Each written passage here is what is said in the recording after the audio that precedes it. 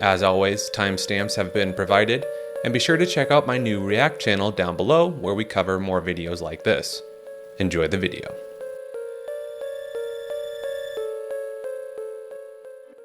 Soul entrapment refers to the disturbing theory that human souls can be hijacked at the moment of death. According to this concept, when a person dies, they release a burst of spiritual energy, essentially their soul departing the body. This energy doesn't immediately transition to an afterlife, but briefly exists in a vulnerable state. The theory suggests that individuals in close proximity to a dying person can absorb or capture this departing soul energy, especially through the deliberate act of murder. By killing someone, the murderer inadvertently or intentionally becomes a vessel containing both their own soul and their victim's. This creates a form of spiritual prison where the victim's soul becomes trapped until the host body eventually dies.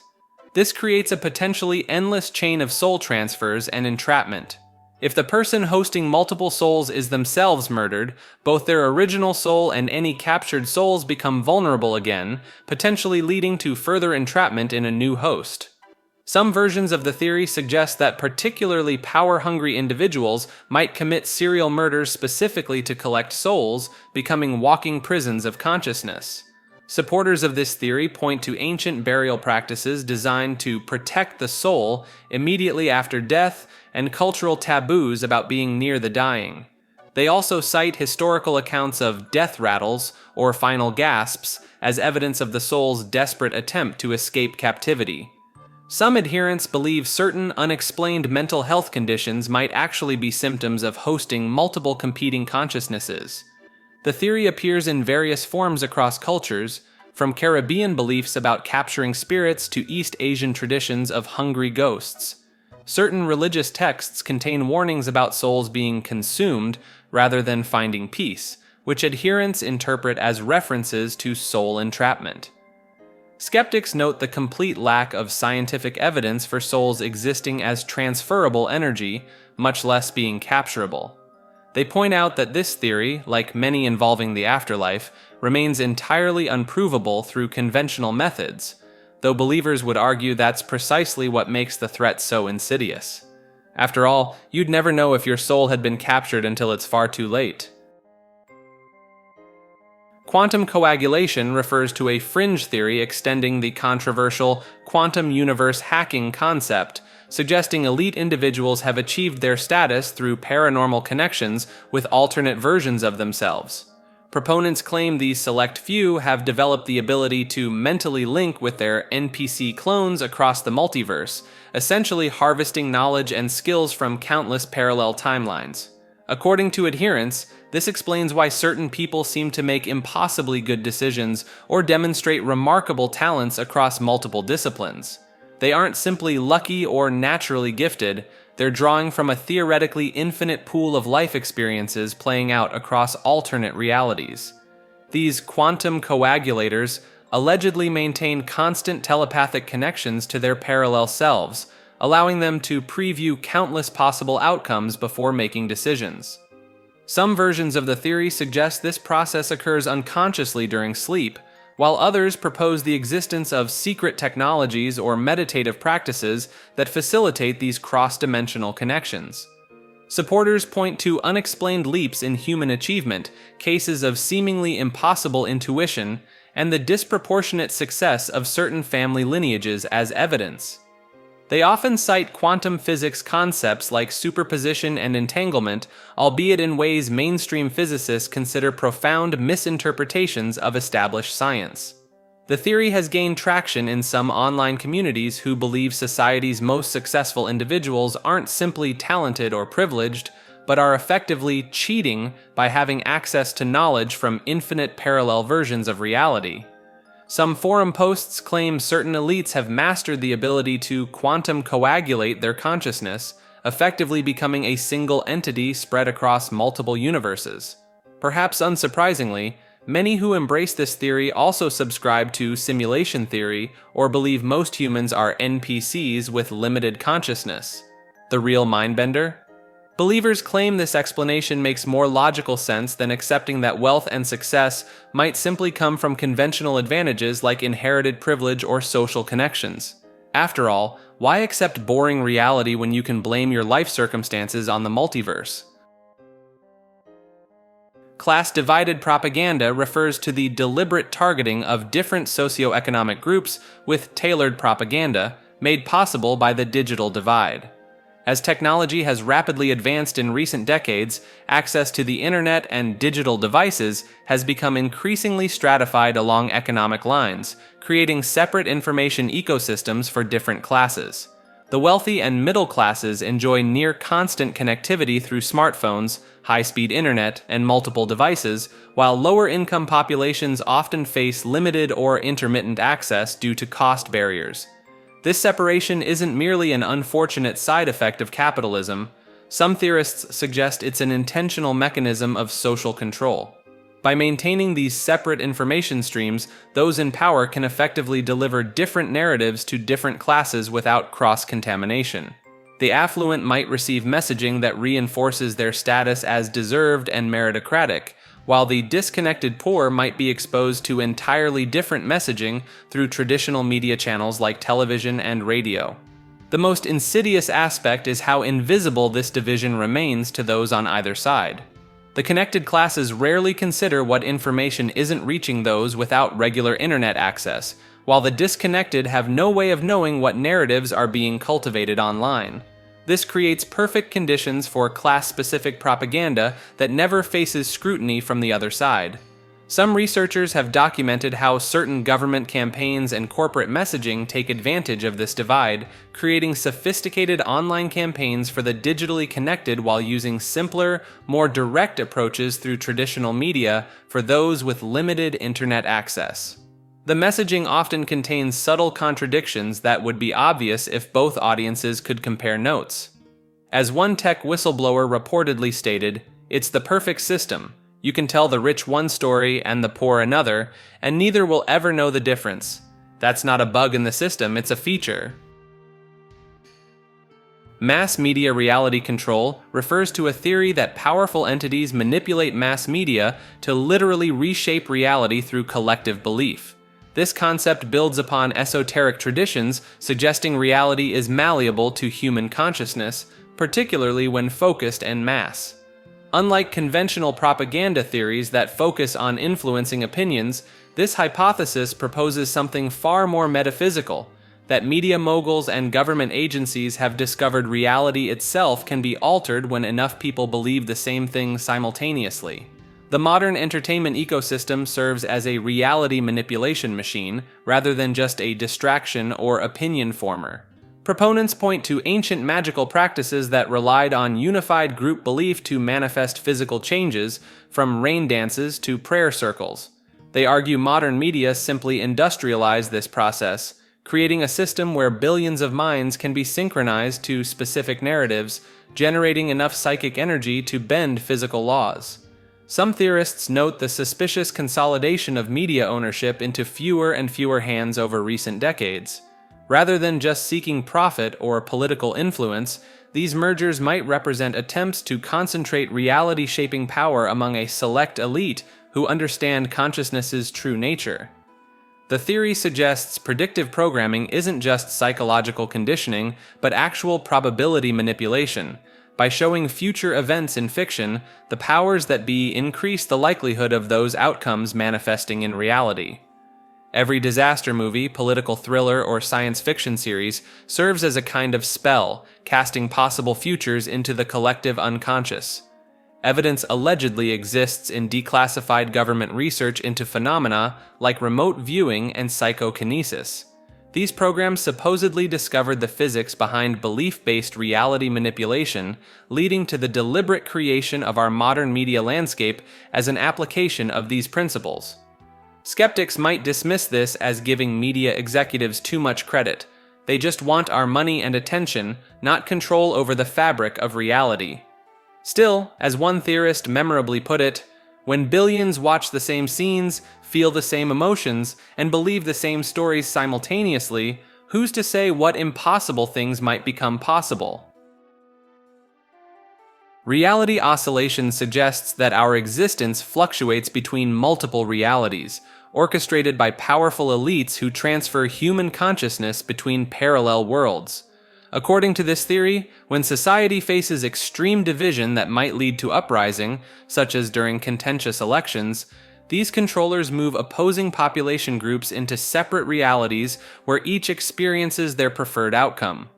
This manipulation allegedly prevents societal collapse by giving each faction the illusion of victory in their respective reality branch.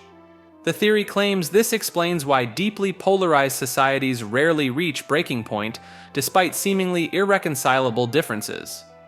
Proponents point to the Mandela effect, widespread false memories shared by many people, as evidence of these reality merges.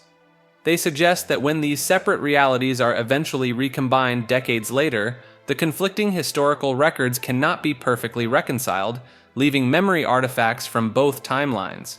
Some believers connect this to quantum physics concepts like superposition and the many worlds interpretation, arguing that consciousness can indeed navigate between quantum realities.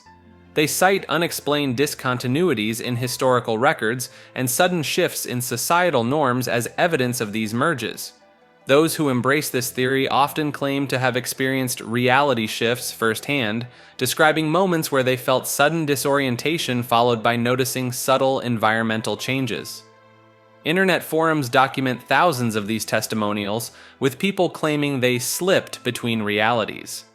Skeptics counter that memory is notoriously unreliable, and shared false memories have mundane psychological explanations. They also note the absence of physical evidence for reality transitions and the convenient unfalsifiability of claims about alternate timelines that no longer exist. Curiously, several government research programs into quantum consciousness were abruptly defunded and classified in the 1970s, which conspiracy theorists cite as evidence that authorities discovered the malleable nature of reality and sought to control this knowledge. Partial declassified documents suggest research into consciousness transfer mechanisms without providing specific details about findings or applications. Demonic Technocracy posits that malevolent supernatural entities have infiltrated our technological infrastructure, using media conglomerates and telecommunications as conduits for their influence. This theory builds upon earlier concepts like patents held by demons and chthonic telecommunication, suggesting that the rapid integration of technology into every aspect of modern life serves a darker purpose. The theory claims certain technological innovations emerged too rapidly for natural human development, pointing to peculiar patents filed during the early telecommunications boom, containing bizarre sigils and nonsensical technical language. Researchers note these patents often originated from inventors who experienced revelations during altered states or after reporting strange dreams. Advocates highlight the hypnotic effect of screens and the addictive nature of social media as evidence of demonic influence. They argue that the psychological manipulation techniques employed by tech companies mirror ancient methods of occult control, creating a population more susceptible to supernatural influence. The consolidation of media ownership into fewer corporate entities allegedly serves this demonic agenda, creating information bottlenecks controlled by compromised individuals. These corporations supposedly employ subliminal messaging and frequency manipulation to gradually alter human consciousness, making us more receptive to non-human influence. Some theorists point to the esoteric symbolism in tech company logos and headquarters, claiming these serve as modern sigils to channel demonic energy. Silicon Valley's fascination with transhumanism and consciousness uploading is interpreted as attempts to create vessels for demonic possession that transcend biological limitations. The global push towards smart cities and constant connectivity supposedly creates an invisible infrastructure of demonic influence. Each network device potentially serves as a miniature portal through which these entities can observe and subtly manipulate human behavior, with the Internet of Things representing the largest attempted demonic summoning in history. Perhaps most disturbing is the suggestion that artificial intelligence development unwittingly creates the perfect environment for non-human consciousnesses to manifest. The black box nature of advanced neural networks might conceal entities that are neither fully artificial nor fully coded, but something altogether different. Ancestral Vengeance suggests that mass cultural traumas like genocides or natural disasters can manifest as hostile supernatural entities. These entities form when collective grief and rage inadvertently create tulpas, thought forms given life through concentrated belief. Unlike individual tulpas, these manifestations draw power from thousands of traumatized minds simultaneously, taking shapes from the affected culture's mythology. Anthropologists studying regions devastated by historical atrocities have documented unexplained phenomena that curiously align with local folklore. In Cambodia, following the Khmer Rouge genocide, villages reported encounters with vengeful forest spirits matching pre-Buddhist mythological descriptions that had largely been forgotten until their sudden reappearance.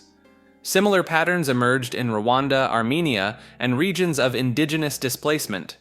Investigation of these phenomena reveals consistent signatures.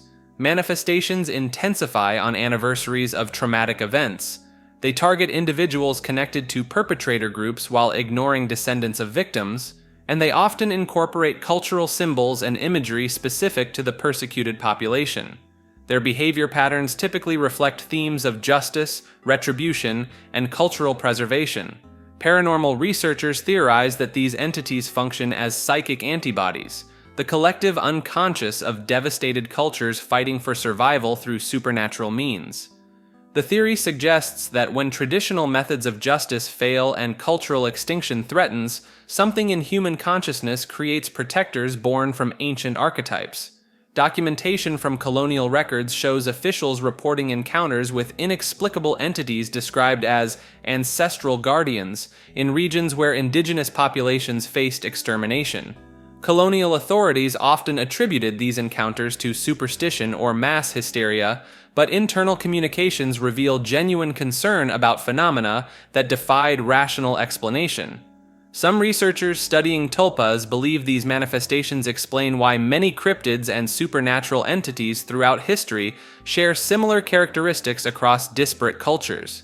They argue that humanity's collective trauma, wars, plagues, genocides, periodically spawns these entities as psychological defense mechanisms against complete cultural annihilation. Modern investigators have noted increased reports of these phenomena in regions experiencing cultural upheaval due to climate change displacement, suggesting that ancestral vengeance entities may become more common as environmental disasters force populations from their traditional lands. Extraterrestrial Notions describes the controversial aura imbuement theory that suggests inanimate objects can absorb and retain energy signatures or auras from their surroundings. According to proponents, objects that have encountered extraterrestrial entities or materials may become inadvertently charged with alien energies, creating subtle influence points throughout human history. Adherents believe these extraterrestrial imbued artifacts could explain sudden technological breakthroughs or cultural shifts that seem to emerge without clear precedent. They point to ancient megalithic structures with advanced astronomical alignments, claiming that meteor fragments or space dust may have programmed these stones with cosmic knowledge. Even meteor showers that never reach Earth's surface might allegedly transmit alien consciousness patterns through the atmosphere, affecting nearby objects. Some researchers within this fringe community have assembled collections of artifacts they believe carry extraterrestrial auras, using various detection methods from dowsing rods to modified electromagnetic sensors. They claim these objects exhibit unusual properties, such as affecting electronic equipment or subtly influencing thought patterns of people nearby. One dedicated collector reported his prized meteorite fragment whispered mathematical sequences that led him to develop a revolutionary algorithm, though peer review remains conspicuously absent. Historical analysis by believers identifies suspicious patterns of innovation clustering around documented meteor activity. They highlight the Renaissance, Industrial Revolution, and Silicon Valley boom as examples of when cosmic influence may have accelerated human development beyond natural progression. As one Aura researcher put it, Tesla wasn't a genius, he just happened to keep a piece of space rock on his desk. The theory conveniently explains why no direct evidence of alien contact exists despite apparent technological influence. The extraterrestrials never needed to land and say hello when they could simply sprinkle cosmic pixie dust from afar and let physics do the rest. Critics note this unfalsifiable aspect makes the theory scientifically problematic, alongside the small issue that conventional science doesn't recognize the existence of auras in the first place. Digital aura transmission refers to the belief that spiritual or energetic fields can be transmitted through electronic communication systems. Proponents claim that just as radio waves carry sound across distances, digital networks transport subtle energetic influences that affect human consciousness. This theory suggests our devices aren't merely transmitting data, but serving as conduits for ethereal energy exchange. According to adherents, the internet represents the most sophisticated aura transmission system ever created, capable of broadcasting specific energetic frequencies to billions of people simultaneously. Unlike historical cults that required physical proximity to influence followers, digital aura transmission supposedly allows powerful entities to project their energetic influence globally through websites, videos, and social media platforms. Some theorists connect this concept to ancient occult practices, suggesting that certain colors, sounds, and geometric patterns embedded in digital content serve as modern sigils designed to imprint specific energetic patterns onto viewers. They point to the hypnotic nature of endless scrolling and the emotional responses triggered by digital content as evidence of these subtle energetic manipulations. The theory takes a darker turn when combined with demonic telecommunication beliefs. This offshoot proposes that malevolent supernatural entities have infiltrated or perhaps even helped create digital infrastructure specifically to facilitate mass spiritual corruption. Adherents claim that all internet traffic passes through demonic filters that subtly taint any information with corrupting energies. Conspiracy researchers cite increasing rates of depression, anxiety, and social division as evidence of this demonic influence spreading through our digital ecosystem. They suggest each notification ping and screen illumination represents a microscopic demonic ritual being performed billions of times daily across the planet. Some believers document their experiences with digital detox as evidence, claiming improved mental states and spiritual awareness after disconnecting from electronic communication. These accounts often describe sensations of energetic lightening or spiritual clarity following periods without internet access. The irony isn't lost on most. These warnings about digital aura transmission are themselves primarily spread through the very internet channels they condemn. As one forum poster dryly noted, "I'm warning you about demonic energy transmission through this demonic energy transmission." Involuntary Cognitohazards describes the theory that certain visual stimuli or events can fundamentally alter human consciousness without consent, creating a permanent change in perception. Throughout recorded history, people who witness unexplainable phenomena like UFOs often report a cascade of subsequent paranormal experiences that never occurred before their initial sighting. Proponents point to thousands of documented cases where individuals with no prior paranormal beliefs suddenly develop the ability to perceive entities, energies, or dimensions after experiencing a triggering event. These witnesses consistently describe feeling as though a veil was lifted or a door was opened in their minds that cannot be closed again. The theory suggests these trigger events aren't random, but deliberately orchestrated to create perceptual gateways in human consciousness. Ancient cave paintings depicting unusual aerial phenomena alongside strange entities suggest this process may have been occurring since prehistoric times, potentially as a method of gradual species-wide perception modification. Declassified government documents reveal research into this phenomenon dating back to the 1960s, with military interest in understanding whether certain visual stimuli could permanently alter how soldiers perceive reality. Some files reference experiments exposing subjects to specific light patterns or geometries that reportedly caused lasting changes to their sensory capabilities. Folklorists note striking similarities between modern accounts and ancient warnings about witnessing certain events that would curse onlookers with second sight. the unwanted ability to perceive spirits and entities invisible to others. These traditions typically portrayed this enhanced perception as a burden rather than a gift. Some researchers theorize that what we call reality is actually just a collective perceptual filter, and that these cognitohazards don't create new abilities, but rather damage existing mental barriers that normally protect us from perceiving everything around us. The human brain, in this view, evolved to ignore most of reality for our own sanity. Perhaps the most disturbing aspect is the possibility that digital media could potentially carry these cognitohazard properties.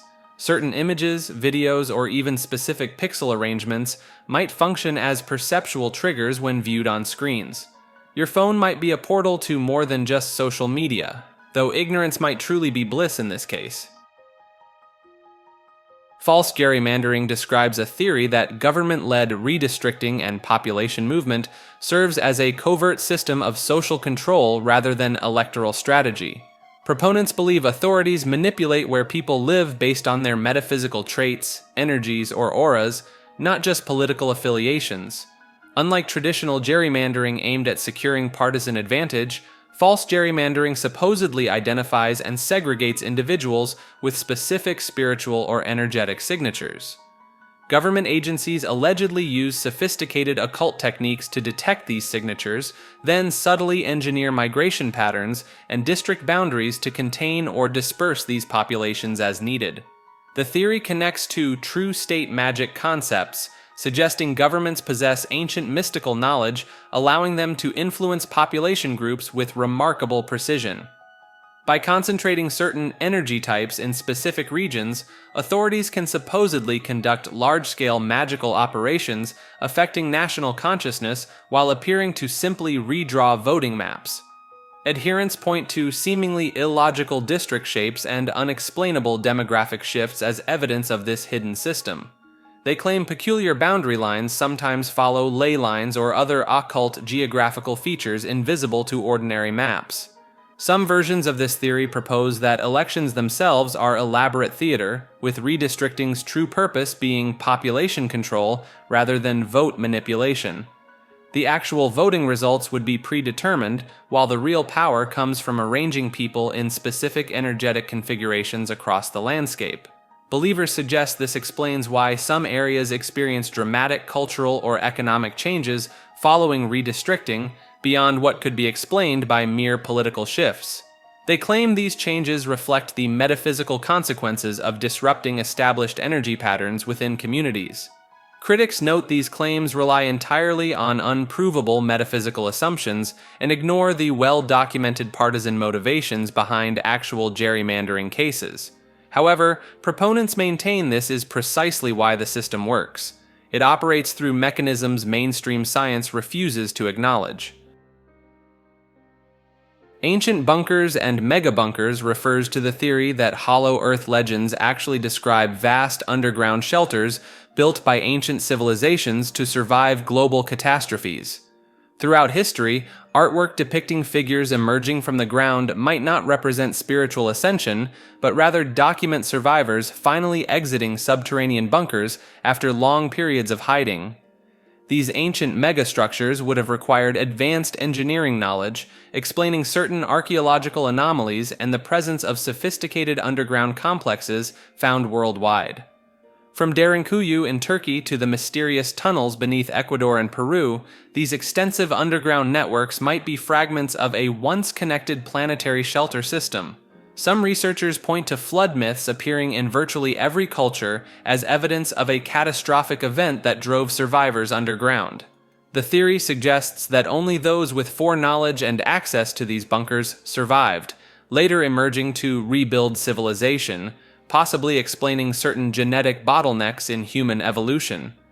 Modern military bunker construction, particularly during the Cold War, might represent attempts to either recreate these ancient survival systems or establish new access points to existing subterranean networks.